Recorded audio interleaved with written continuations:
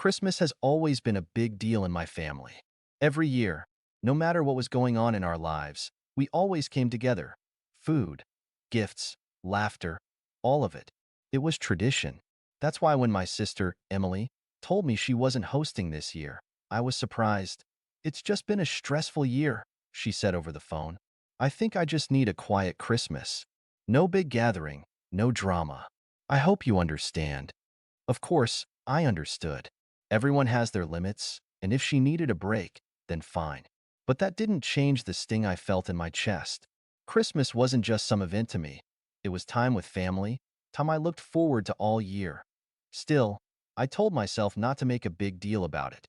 Maybe we'd all just celebrate separately this time. It wasn't ideal, but things change.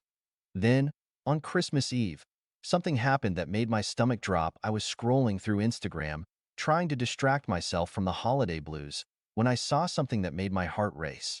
A familiar living room, a long dinner table covered in food, laughter, faces I knew all too well and my entire family at Emily's house, celebrating Christmas without me. And then, just as I was staring at the screen, trying to process what I was seeing, my phone lit up with a new message. It was from Emily. Merry Christmas. Red heart. I just sat there, staring at those two words, my hands gripping my phone so tightly it almost hurt. My heart was pounding. What was I supposed to do? Should I respond? Should I ask her about it? Or should I just pretend I never saw it? But before I could decide, another notification popped up. Someone had just posted a new story, and this time, it wasn't Emily. It was my cousin, and what I saw next changed everything. I hesitated for a moment before tapping on my cousin's story. My chest felt tight, and I wasn't sure if I even wanted to see more. But my curiosity, no, my need to understand, won out. The video started with my cousin laughing as she zoomed in on a ridiculous Christmas sweater my uncle was wearing. People were clapping, glasses clinking. Then, the camera panned around the room. There was my mom, helping herself to another slice of pie. My dad, deep in conversation with my uncle. My aunts, uncles, cousins, all of them in there, standing at the head of the table, laughing and raising her glass for a toast. Was Emily? I felt my stomach churn. It wasn't just a small get-together. This was our family Christmas. The one we always had. The one I had been told wasn't happening. And I wasn't there. I swallowed hard, my thumb hovering over the screen. Was this a mistake? A misunderstanding? Maybe she had changed her mind at the last minute? No, that didn't make sense. This wasn't a casual last-minute thing. The decorations, the food, the matching pajamas some of them were wearing. This had been planned. Planned without me. My phone buzzed again. Another message. This time from Mom. Merry Christmas, sweetheart. Hope you're having a great night. Red heart. I could feel my heartbeat in my ears. My hands were shaking. What was I supposed to say? Should I confront them? Should I pretend I didn't know? A million thoughts were running through my head, but only one question really mattered. Why? Why had they lied to me? And the more I thought about it, the more I realized. I had to find out. I stared at my screen, my mind racing. My family, my own family, had lied to me. They hadn't just forgotten to invite me. They had actively excluded me. And now they were texting me like everything was normal. I took a deep breath and decided I couldn't just sit there, stewing in my own thoughts. I needed answers. So, I did something I hadn't planned to do. I called my mom. The phone rang once, twice. Then, on the third ring, she picked up. Hi, sweetheart. Merry Christmas, she said, her voice warm and cheerful, like she hadn't just been caught red-handed. I hesitated for a second, trying to keep my voice steady. Hey, Mom. Merry Christmas. What are you up to? Oh, just relaxing at home.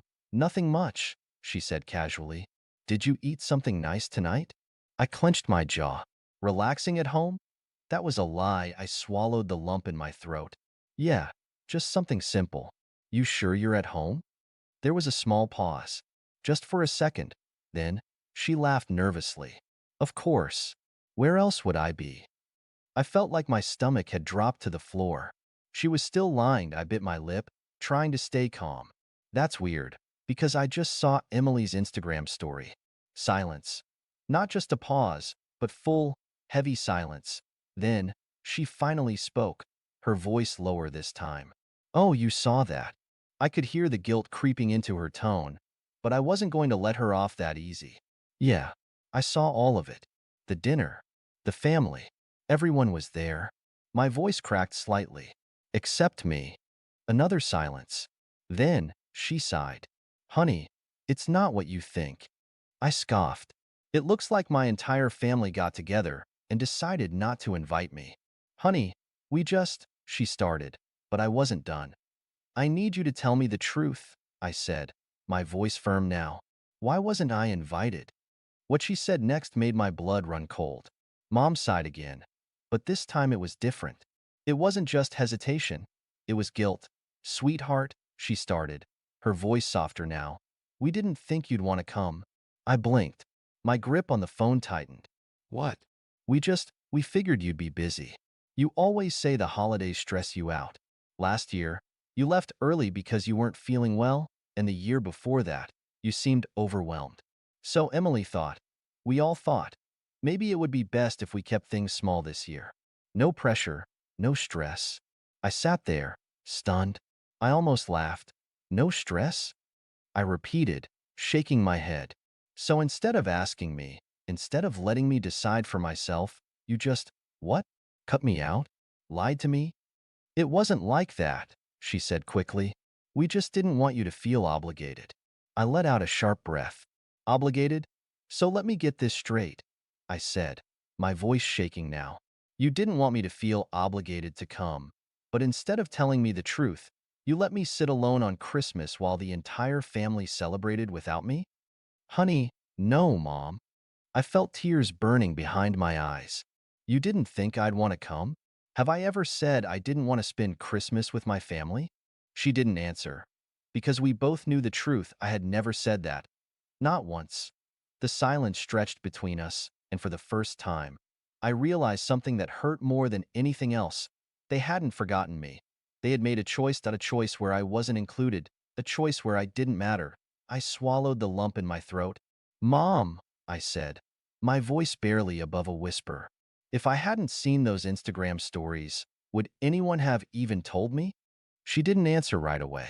And that hesitation, that tiny second of silence, that told me everything. Then she finally said, we didn't want to hurt your feelings. I let out a bitter laugh. Well, congratulations. You did anyway. I could hear her inhale sharply, like she wanted to say something else, to explain, to fix it. But I was done. I had heard enough. Enjoy the rest of your Christmas, Mom, I said, my voice flat. I won't bother you again. And before she could respond, I hung up. I set my phone down on the table, my hands still shaking. I felt sick, hurt, alone, and yet, a part of me knew this wasn't over, because I still had one more person I needed to hear from, Emily, and this time, I wasn't going to let her lie to me. I took a deep breath, staring at Emily's last text, Merry Christmas, red heart, like it was some kind of joke. She had the nerve to send that while she was literally hosting the family Christmas I was excluded from. I wasn't going to let this slide. My fingers hovered over the keyboard as a dozen messages ran through my mind. Should I be direct? Should I play dumb and see what she says? Should I just call her and force her to explain? Finally, I settled on something simple. So, you're at home, right? Having a quiet Christmas?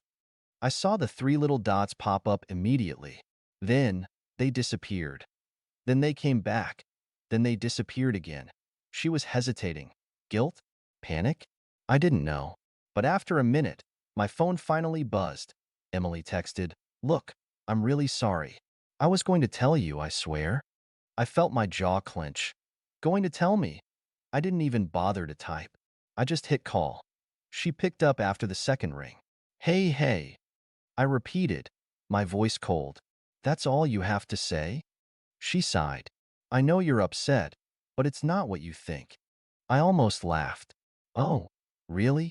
Because from where I'm sitting, it looks like my entire family is at your house, having Christmas without me. After you told me you weren't hosting anyone. There was a long pause.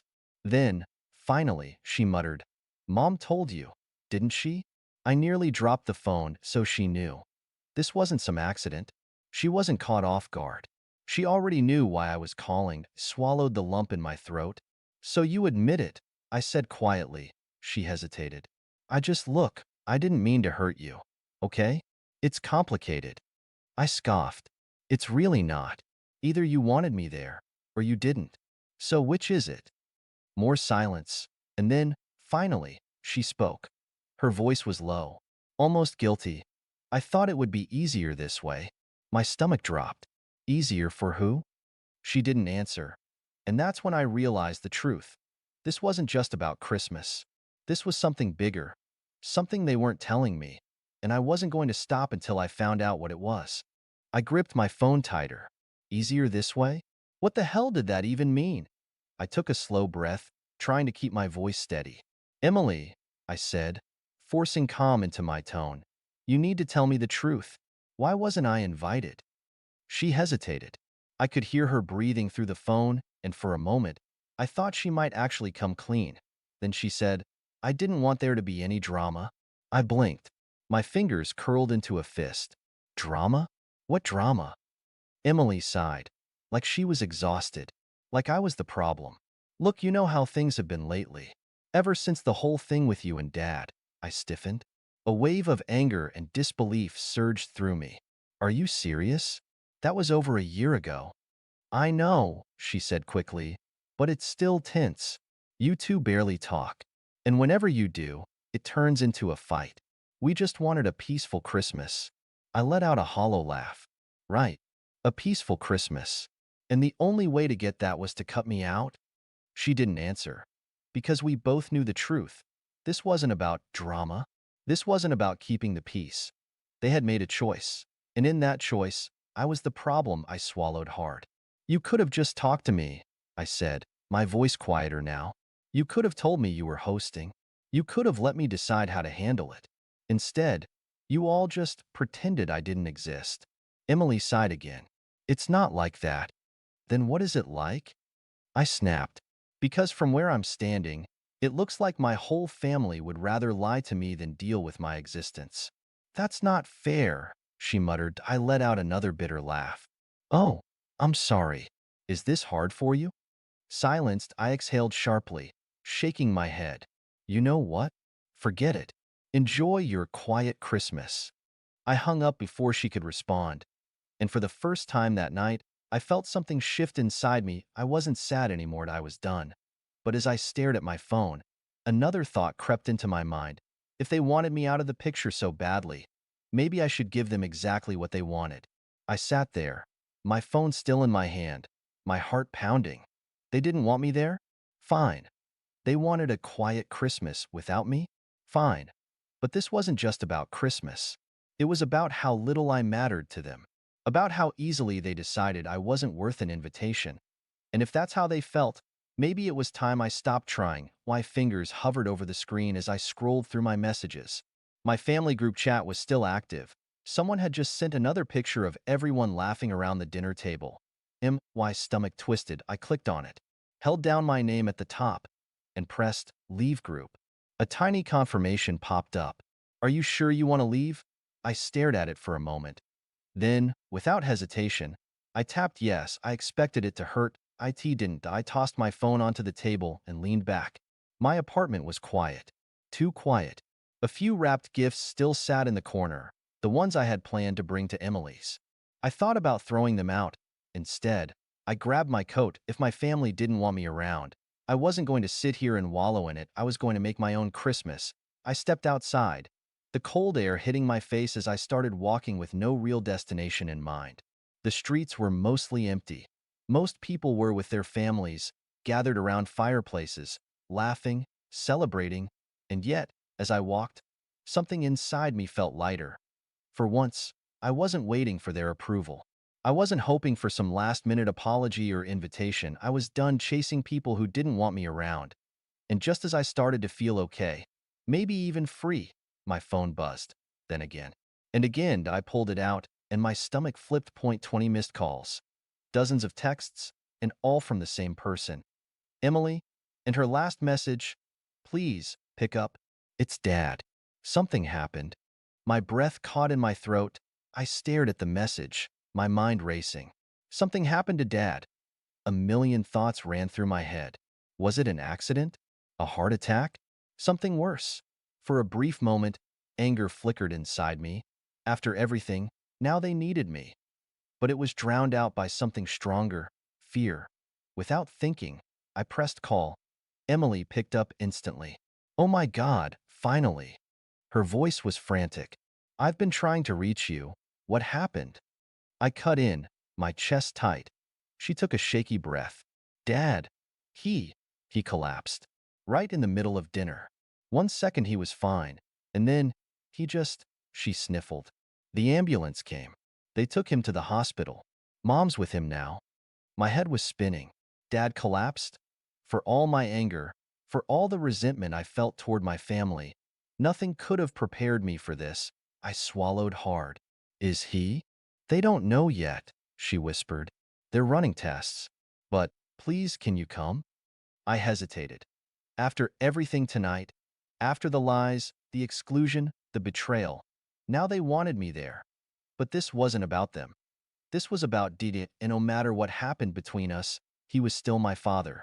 And if something was really wrong, I couldn't just ignore it. I exhaled sharply. I'm on my way. I barely remembered getting into my car, barely noticed the Christmas lights glowing in the windows as I sped toward the hospital. All I could think about was the last conversation I'd had with Didi. It had been months ago. A fight, a stupid, heated argument where we both said things we shouldn't have. And now, as I raced through the empty streets, one thought kept pounding in my head. What if that was the last time we spoke? I gripped the steering wheel tighter, my heart hammering in my chest. The streets were eerily quiet. Christmas lights flickered in windows, wreaths hung on doors, but all I could hear was the blood rushing in my ears. I should have called him. I should have tried harder. What if I was too late? As I pulled into the hospital parking lot, I barely remembered turning off the engine before rushing inside. The harsh fluorescent lights made everything feel colder, more sterile. At the front desk, a tired-looking nurse glanced up. Can I help you? My dad. He was brought in a little while ago. He collapsed. His name is Robert. My voice was uneven, and I hated how desperate I sounded. She nodded, typing something into the computer. He's in the ER. Your family is already back there. My family. The people who had pretended I didn't exist hours ago. I took a slow breath and forced myself forward. The automatic doors slid open, and the first person I saw was my mom. She looked up, her face pale and drawn, her eyes red from crying. When she saw me, something flickered in her expression. Surprise, guilt, relief, all mixed together. You came, she whispered. Of course I did. My voice was flat. She hesitated, like she wanted to say something else, but before she could, Emily stood up from her seat and walked toward me. Her face was tear-streaked, but there was no trace of the cold indifference she'd had over the phone. Instead, she looked scared. They're still running tests, she said softly, but it doesn't look good. The words hit me like a punch to the gut. I glanced past her, toward the closed curtain at the end of the hall. Behind it, Dad was lying there, and I had no idea if I'd ever get to speak to him again. I swallowed hard. My hands clenched at my sides. Then I squared my shoulders. Whatever had happened tonight, whatever my family had done, it didn't matter right now. Right now, I had to face what was behind that curtain, and I had no idea if I was ready. I took one last breath, steeling myself, before walking toward the closed curtain. Emily and my mom were behind me, lingering in the hallway, too unsure to say anything. The weight of the silence pressed down on us, thick and heavy. When I pushed the curtain aside, I saw him. Dad was propped up in a hospital bed, a heart monitor beeping steadily beside him. His face was pale, but his eyes were open, and he was okay. Relief flooded through me in a rush, like a dam breaking. His lips curved into a weak but genuine smile. Well, look who decided to show up, he joked. His voice raspy but familiar. I felt a surge of warmth in my chest. He was okay. He was alive. I walked over to his bedside, my legs shaky. Dad, I whispered, sitting on the edge of the bed. I'm fine. Kiddo, they think it was just a scare, something with my blood pressure. He grinned. But the real question is, where were you? Emily said you weren't coming. I felt the words catch in my throat. How could I even explain the mess of emotions, the anger I'd felt earlier, the hurt, the frustration? But I wasn't here to hash it out with him. I needed to talk to the others. And I wasn't going to let them off the hook so easily. I turned toward the hallway, taking a deep breath before stepping back out. My eyes landed on my mom and Emily. The guilt was written all over their faces. But no more running. I stepped toward them, folding my arms across my chest.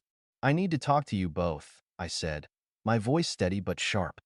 Emily opened her mouth to speak, but I held up my hand. No, I need you to listen. Their eyes widened, and I could see the tension in their shoulders. Do you both have any idea how hurt I was tonight? I asked, my voice shaking with a mixture of disbelief and anger. You both treated me like I didn't exist, like I wasn't even a part of the family anymore. What the hell was that about? Mom's eyes welled with tears, but she didn't speak. Emily shifted uncomfortably. It wasn't like that. We didn't mean to. Then why didn't you just tell me? I cut her off. Why didn't anyone just tell me you were having Christmas without me? Why did I have to find out through Instagram? Emily's face flushed, and she bit her lip. We didn't think it would be a big deal. We thought you'd be upset. So you thought it would be easier to lie to me? I shot back. I'm your sister, your daughter. I deserve to know what's going on.